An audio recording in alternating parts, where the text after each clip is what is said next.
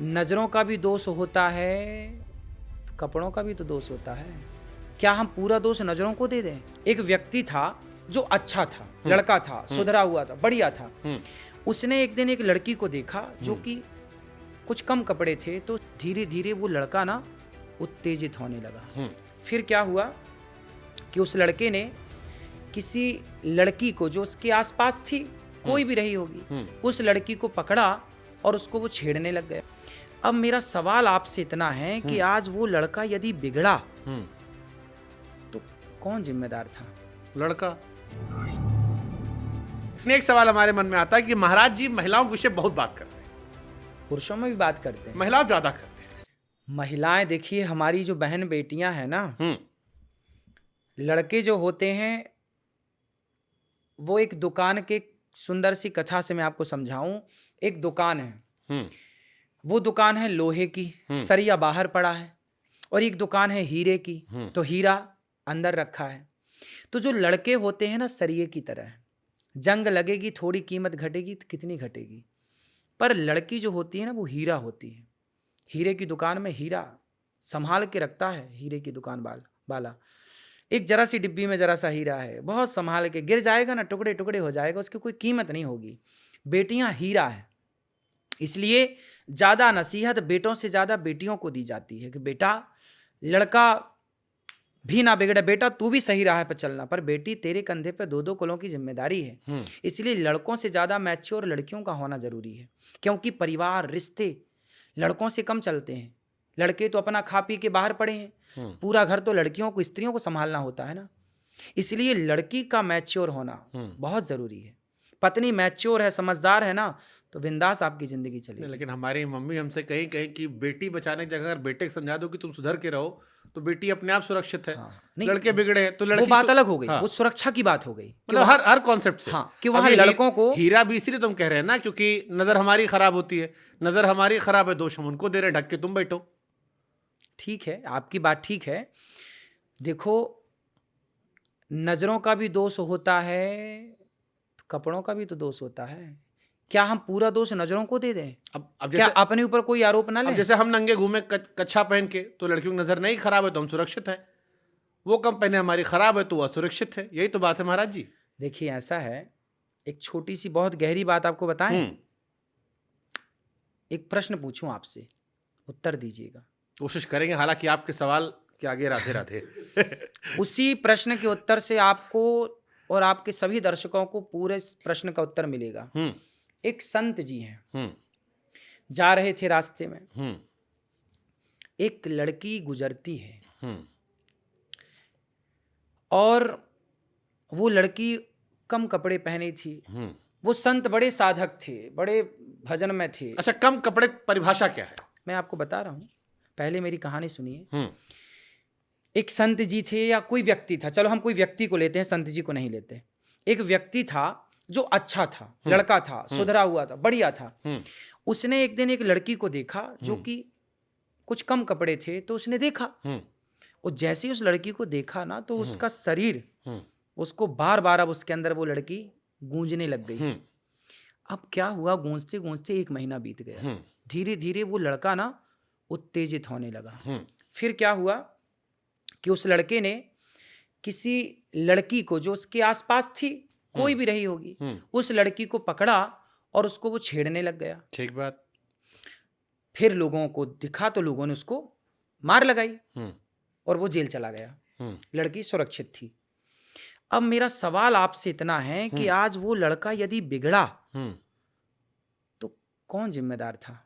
लड़का, केवल लड़का। हाँ, आपके मतलब मेरे हिसाब से अगर आखिर उसकी आंखों से, उसकी, क्या आपको नहीं लगता कि हम जैसा देखते हैं वैसा हो जाते हैं? चलिए महाराज, इसको लेकर मेरा एक नजरिया ये हो सकता है, जो बहुत सारे लोगों को शायद भी होगा, कि जब हमारे घर में हमारी माताएं बहनाएं कई बार कम कपड़ों में नजर आती हैं, कई बार ऐसा हुआ कि आप स्नान करने जा रहे हैं, कम कपड़ों में नजर आई, तब आपकी नीयत नहीं खराब होती, क्योंकि वो आपकी अपनी बहन है। आपकी अपनी भाभी है, आपकी अपनी दीदी है, आपकी अपनी बुआ है, आपकी अपनी वो है, तो अपनों पर तो हम नजरें फेर लेते हैं, दूसरे वाली दिखाई पड़ती तो हम उसको घूर लेते हैं। देखिए, आप तो दोष तो हमारा रहा महाराज जी।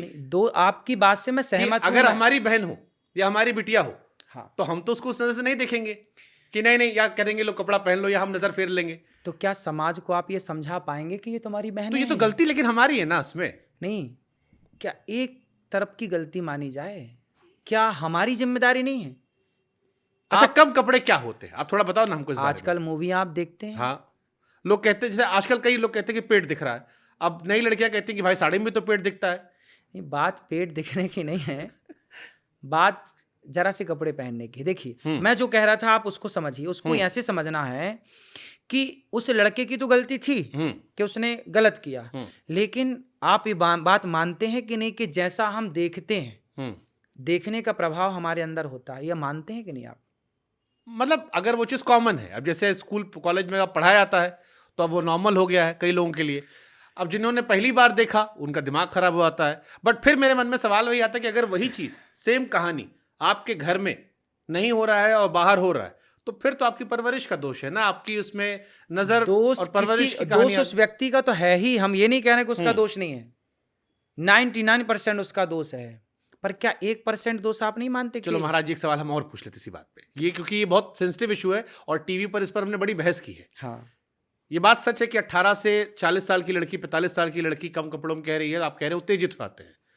लेकिन जब हम खबर सुनते हैं कि 1.5 साल की बच्ची के साथ रेप हो गया, 80 साल की दादी के साथ रेप हो गया, वहां तो कुछ था ही नहीं, तो फिर कहानी अब कैसे? आप फिर वापस आइए। हाँ, वहां तो कुछ नहीं था, पर उसके पहले पिक्चर समा चुकी थी आंखों में, जो मैंने बताया। भाई समाज को जब आप देखेंगे, अश्लील वीडियो आप देख रहे हैं, अश्लील चित्र आप देख रहे हैं, अश्लील मूवी आप देख रहे हैं, तो जो चीज देख रहे हैं वो जा कहाँ रहा है? आपके अंदर ही तो जा रहा है ना, देखा हुआ, और आपकी आंखें कैप्चर कर रही हैं।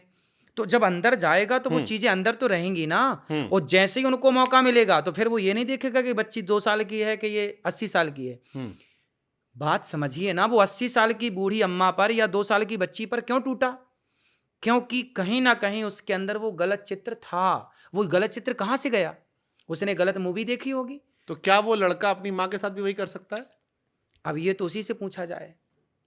और अगर अपनी माँ के साथ वो वही कर सकता है, ये तो वही फिर बताएगा। किसका दोष होगा?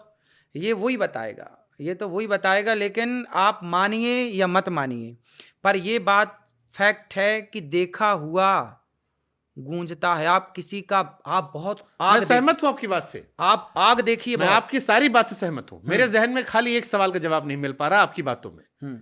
जो आप कह रहे हो सच है कि अगर हमने देखा उत्तेजना आई, सारी बातें हैं, लेकिन फिर वही नियत अपनी बहन, अपनी मां पर क्यों खराब नहीं हुई और दूसरे पर खराब क्यों हो गई? ये मेरे मन में एक शंका है। बाकी जो आप कह रहे हो मैं सहमत हूं, मैं थोड़ी ना मना कर रहा हूं कि ऐसा नहीं होता, हो सकता है ऐसा हो, अगर नॉर्मल नहीं है, आपको भगवान ने बनाया वैसे है।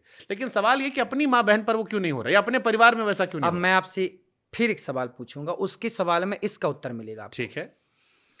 एक लड़का था, वो बाहर जाता अपनी सोसाइटी में तो सारी लड़कियों को छेड़ता या बोलता या कुछ भी, लेकिन जब घर आता ना तो उसकी जवान बहन थी, सुंदर थी, पर वो अपनी बहन को गलत तरीके से नहीं देखता था, सबको देखता था, हर लड़की को छेड़ता था, उल्टा बोलता था, कमेंट्स करता था, लेकिन अपनी बहन को बगल में बिठाता था, लेकिन वो गलत भाव कभी नहीं रखता था बहन को।